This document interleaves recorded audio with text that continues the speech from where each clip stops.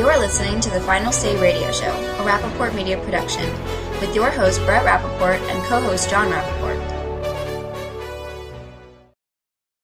I want to welcome Tabitha Hale, who is the managing editor with Rare, onto the program. Yes. Tabitha, it was, first of all, it was a pleasure to meet you at CPAC. We really enjoyed having you, and I'm so glad we were able to bring you on. And I got to tell you, not just John and I, but Beatrice is extremely excited for you and James and Brett and all the other people. This is a great thing, and I want you to, share what you guys plan on launching on Monday. But I just got to tell you, we're proud of what you guys are taking on here, and we're very excited. Well, thank you very much. We're really excited too. I mean, obviously, this is brand new, and we're kind of viewing Monday as day one. It's just the beginning, and there's what we see on Monday is just going to be the beginning of something that we hope will be much bigger and much more impressive down the road, and we hope to keep growing and expanding and adding new elements to the site. But what we're going to start off with, I think, our approach is to cover a broad array of topics. We want to cover not just politics, but culture stuff and humor and entertainment and things that people pay attention to in their day-to-day life. Nobody is 100% politics, and if you are, you're a very boring person. So we're kind of hoping to appeal to that other side of what people are actually interested, because conservatives consume more than just news. So we're hoping to kind of, bring a little bit of humor, a little bit of snark, and, some different things that we really think that we could use more of on the right. We kind of want to shed that conservatives are stuffy idea and really kind of go into something new and something fun and hopefully something that really engages people and gets them to see stories and see news in a different way. Yeah, I think two things are missing from the way I recall media being many years ago. One is that it used to be more entertaining. There was more humor involved, and even whether you agreed with somebody or not, there was always something sort of funny about a story or a presentation, and there was a lot less political correctness, by the way. And so I'd love to get an idea from you of what's different between not just what you're launching, but the new media that should be today compared to the media of old, meaning of yesterday, not decades ago. Well, I think, first of all, there's just a lot more information, and it's a 24-hour cycle. People are constantly consuming news. They're consuming it all in different ways. Nobody really goes and looks for stories anymore. People wait for stories to come to them. So the way that news is delivered, I think, is one of the key differences, because people don't turn on the 10 o'clock news every night to hear what the stories of the day were. They wait for it to show up in their Facebook feed or on Twitter or through email or whatever. Generally stories are online days sometimes before they make it on to television or into print. So it's a lot about distribution. It's a lot about the way that people are consuming the information on a day-to-day basis. And I think that there's also a shift in the kind of content people want. People don't necessarily trust the mainstream media anymore. They want people to give them the real information. And I think that, across television, news, newspapers, and even radio, they look at it and they're like, I don't really, know if that's the whole story. So they wait for people to give them the information, people that they trust. So people are so much more likely to pass along information or believe something or trust something if it comes from a source that they trust, which is generally going to be one of their friends or somebody that they have selected as somebody that they believe is reputable. And so it's kind of an interesting dynamic to start out with. So I'm going to touch on a key point you just brought up, which is trust, right? So one of the things that concerns me, Tabitha, is how large corporations. And remember, I'm a fierce entrepreneur by nature, right? So I love the idea of business and business creation, right? But there's something about when you have large corporations that help to determine what should or shouldn't, or the advertising pieces, what should or should not be on the news. And then if you couple that with the fact that the entire stations have gotten to a point where it's almost entirely predictable where they'll come down in any one issue or the angle that they'll take from that. It's hard for me to trust most of the news outlets anymore, and that's one of the things I'm looking most favorable on with the concept of RARE, is to help bring trust back to news. I think it's profoundly important to the overall conversation, whether it's politics or other social issues or just family matters or science or entertainment. I think it absolutely is. I think that any institution right now, whether it's government, whether it's media, whether it's anything, big business, banks, education, people just don't trust institutions anymore in this country. So, that's something that we're very aware of in the way that we approach this, and a lot of this is, we're not hiring a bunch of reporters right off the bat. That's not the way that we're going to work. We're going to take the stories that we think are reputable and kind of put them through a filter and say, well, this, comes from this person is reputable, we've been able to check this story out, and we'll host a conversation and post, we have a feature that I'm really excited about that aggregates an entire thread of stories. So we'll pull in 10 pieces from different sites and give you all of the different angles surrounding one narrative or one story. So you can actually get all sides of it, so you can see that, this isn't necessarily a spin. This is, the news as it comes out. Tabitha, I had just a point of, reference. I have a few liberal friends, and occasionally I'll post something on Facebook and end up getting into a war. And so I've avoided certain people or friends that I've known for a long time, it's decades. But then I have another friend who, it's very interesting. He's from California. He's from New Jersey, but out in California long enough where we've lost all hope. But we get into these. I post something, he responds, but we manage to do it in a pleasant way, so we're not attacking each other. We go back and forth with, well, this is what I think. He responds, this is what I think, in return. And then at the end of the day, we end up in a baseball discussion or talking about the NFL draft or something, because that brings us back to, everything's okay then. But it's just interesting. I think what is missing is that people with completely different thoughts should be able to have a discussion on an issue or topic without going to war with one another, because we're never going to come to either an agreement to disagree or an agreement to change things if we can't have the discussion to begin with. Yeah, and that's something that I think the Internet, in a way, kind of exacerbates, because people feel very bold when they're on the other side of a keyboard. And a lot of times people say things that they wouldn't say to a person that they know in real life, or that they wouldn't say, face-to-face. And I used to teach a lot of social media classes, and one of the first things I always taught people was, there's generally two rules to the Internet and to being reputable on social media and in blogging, and it's don't be stupid, which generally boils down to don't post things that aren't true, don't post things that you don't check out, don't say things that you wouldn't stand up in a room and say to somebody. And always assume that the person that you don't want to see that information is going to see it, because nothing on the Internet is private. So I think there are I think at one point during the Wisconsin recall, there was a study that came out that said that 2/3 of Wisconsinites had lost a friend or family member. They'd stopped communicating over the Wisconsin recall battle. Yeah, it's very interesting.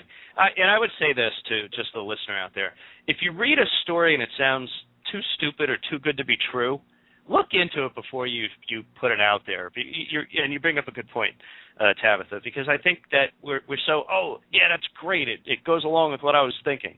And you put it out there, and the next day you're like, oh, no, that was just completely off the mark. And you end up looking foolish. And I think if you just sat back for a second and looked at the story and said, it really doesn't sound reasonable. Yeah. Right, and there's ways to couch. I mean, I think everybody at some point makes a mistake like that. It's just part of this business, and you're just gonna screw up.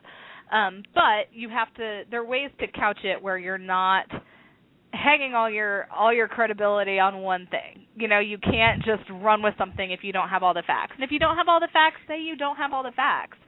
say, if this is true, then, there are ways to kind of say things and bring attention to something, because I know there is that impulse when you get a piece of information, people get really excited and want to distribute it. But you need to take a step back and say, if this is true, this is what it means, but we don't necessarily know that yet.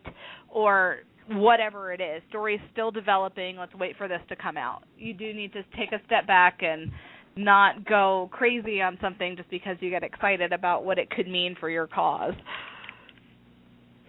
Yeah, so I'll have 3 quick things that I think are a very common thread problem in mainstream and cable news networks, and you could tell me if RARE is going to help solve that problem. One is a lack of depth in articles, meaning, and I understand there's commercial time limitations, but there's not much follow-up in articles that actually are meaning. The second is what I'll call shallow articles that never seem to go away, like the quintessential example was Natalie Holloway, right? It was a tragedy, but it didn't warrant almost a year of nonstop noise. And the third one is there's a lot of news that has almost become just an angry, like 2 angry birds pecking at each other. So it's really not news. There's nothing learned. It's just 2 people screaming at each other. So please tell me that you're going to solve all 3 of those problems, and I'll love you for life. Absolutely. On one website, we're going to do it. No, I mean, I think that there's validity to absolutely all of that. But, there's also been a blurring of the line between news and entertainment, and I think that all 3 of those problems come from that, which is why you end up with years watching these, trials that turn into these celebrity trials, and they don't make any sense. Well, yes, something is tragic, something is shocking, but those things happen all the time, and, why does one thing become national news and one thing not? I don't know. The Kermit Gosnell thing is a perfect example of that right now. That has all of the makings of a national news story. It should absolutely be a national news story, and for those of you who don't know what I'm talking about, that's the abortion clinic in Philadelphia where the man is on trial for murdering 7 murder charges right now, and it's a vile story if you want to look it up, but it's only really been covered on blogs until today because nobody's covering this trial. And, why do some things make it and some things not? Well, it could be argued that, there's an agenda behind some of it. What does it mean for, the pro-choice movement? What does it mean for the pro-life movement? What does it mean for all of those things? And a lot of these, reporters and media institutions have their biases. They have their opinions on things.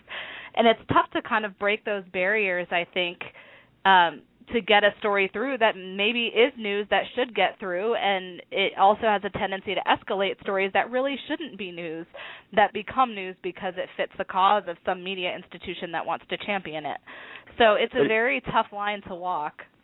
It is, but isn't that part of why selecting the right talent? Of course, we're big fans of James, right? But selecting the right talent is so critical because they're the ones who really drive the conversation. And if people you could still be entertaining and compelling and interesting, but make sure you insert information in such a way that it's both palatable and palpable, right? And I think a lot of that's missing in much of what occurs in the news. I mean, there's a lot of good stuff out there too, mind you, but you got to dig through way too much noise to find quality, in my opinion. That's right. I completely agree. I'll give you an example. John and I would both agree we're not against solar energy or wind energy. We're against the idea of the government trying to pick winners and losers in the market. We're against subsidies of many of these programs, and that's why we often talk against these types of programs. And I think that when you have a conversation on an issue like that, I think if both sides could come together and say, well, why do you want us to subsidize as government these things, and have that discussion, then at least it's up to the reader or the listener or the viewer to say for themselves, okay, I've heard 2 legitimate both sides of a story, now let me decide. Not one side's completely left out, or the story, as you pointed out just before, was in terms of the abortion story and the doctor murdering these 7 babies, it was left out of the media. Mm-hmm. Right, and in that case, I mean, you have to look at it, well, this, what are the implications of that? He's being charged with murder, and I think that people look at that as, threatening to, a pro-choice argument because, what is the difference at that point? if the baby survived outside of the womb? Is it, and that opens up a Pandora's box of an abortion conversation, that there is no easy way to have that conversation in the media, and it's a tough thing to look at. And I think that a lot of these issues can be boiled down to that, where, it's a lot easier to say, well, you just don't want women to have choice, and that's why you're turning this into a thing. Or it turns into, we see the same thing with healthcare. Well, you just want old people to die. You just want kids to not have coverage. You just want us to, right. Whatever it is, there's a tendency, I think, to boil it down to something that can be posted in a Facebook status instead of actually taking a look at the issue. And I think that what the left has done effectively is message things that strike people emotionally, that they will post on their Facebook pages all day long and get 17 million shares on an image with a quote from Lena Dunham on it or whatever it is, and they can get a message through in one line. It may not be an accurate message. It may not tell the entire story. It may be complete BS, honestly, but they're getting something across and people are responding to it, and that's something that I think the right has an opportunity on, and something that the NRCC and some other groups have done amazing work on lately, is really understanding that you have to speak the language of the people that you're trying to talk to. If you're trying to get a story out there, if you're trying to communicate a message and you're not telling people why they should care about it, they're not going to care about it. So you have to find a way to really walk that line and say, hey, guys, this matters to you college students, because you're not going to be able to pay off your debt because the unemployment for youth is whatever it is right now, and you're not going to get a job. But wasn't that a big part of, to me, that was the background noise I heard going on at CPAC, that sometimes it's a matter of how you say it or what you say it, or is there an empathy component? And if you just sound like you're screaming it wearing a red tie from the dais table, nobody wants to listen. When you come across as being a father or a mother, a husband, a brother, et cetera, then if somebody like Newt Gingrich speaks on gay marriage, right? He, as a conservative, he could say things in a far more believable, meaningful way because he's dealt with this issue within his family, right? So it really changes the dynamic, and it's something that we have to do better on the right for sure. No, absolutely. And there's been a lot of conversation about it. I think right now where we are is trying to figure out what the heck it actually means. We know that we have to message differently. Doesn't mean that we're compromising what we actually believe. Does it mean that we're dumbing down our message? And I think that that's where a lot of the fear comes in. But I don't think it's true, and I don't think that that's what we have to do. I think that there's just a way that you have to say things to get people to respond, and that comes from news. And people do respond to this yelling back and forth kind of polarized message, and that's what brings in ratings. And at the end of the day, the news business is a business. Well, Republicans are broccoli and Democrats are cookies. It's easier to sell Girl Scout cookies than a bowl of salad, right? No, absolutely. I totally agree with you. That's a really interesting analogy. I've never heard that before.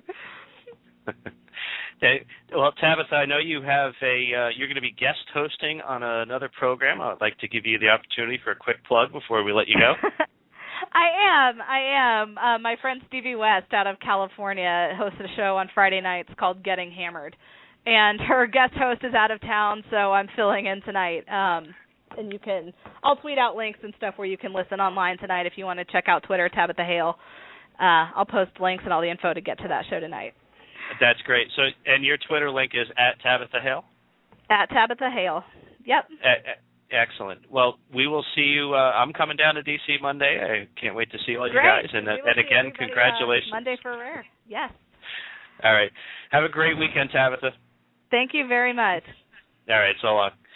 Take care. That is Tabitha Hale, the managing editor of the new Rare. That's R-A-R-E, and we are so excited. And I think Beatrice is just almost like on a trampoline, just jumping up and down. She's so excited.